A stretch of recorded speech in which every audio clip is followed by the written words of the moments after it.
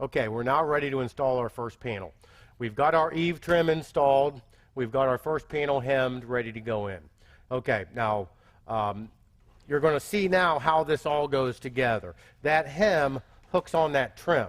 Now you can also see that's why we need the face screws that I mentioned earlier. Without the face screws, you have a lot of uplift that can draw that panel in. Okay, now notice I've got the hem drawn up tight. What we want to do is split the difference, draw that hem down about a 1/2 inch. These panels are meant to creep up and down the roof as they heat up and cool down. So we don't want to draw it tight, and then in the winter time it wants to shrink up. We need to give it room to go both ways. So a good rule of thumb is split the difference on the hem. You've got a 1-inch hem, hang it halfway on. Now that's what this 1 1/4 projection is for also, that we talked about with the eave trim. That accepts this hem, okay? Now, since these panels are meant to move up and down the roof, we do not want to put any screws down here for a couple reasons. We always fix the panel at the high side so that we can hide those trim, the fasteners underneath a ridge cap at an end wall condition. You're always going to have trim to hide those fasteners. It's a concealed fastener system. We want to keep it that way. No screws in this roof, okay? So that's what the hem does. It gives this rigid. The panel's not going to cup. It's not going to allow weather in. Keeps it nice and tight. Now, one thing we're not going to do for these demonstrations is put a bead of sealant here. Now, what we do recommend that in the install guide, we put sealant down here that this panel is going to set into. Okay, and we recommend a butyl for that. We supply sealant tape. A gun-grade butyl is fine. Butyl because it keeps its flexibility.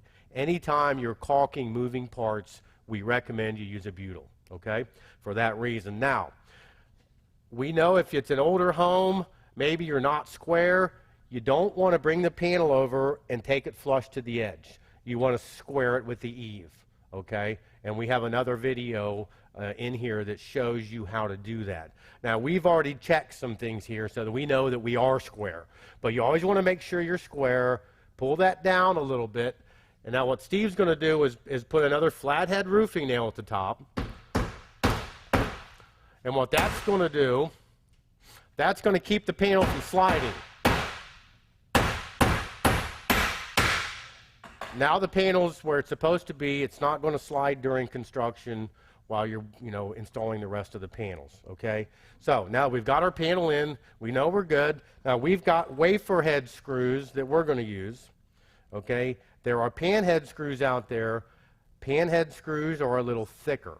We recommend the wafer heads, and the reason being, when we snap the next panel over, we don't want the head of that screw telegraphing. You'll see a little dimple at every screw location. So that's why we use wafer heads. They seat very low in this screw flange. All right, they accept the number 2 square drive, and we want to start at the bottom.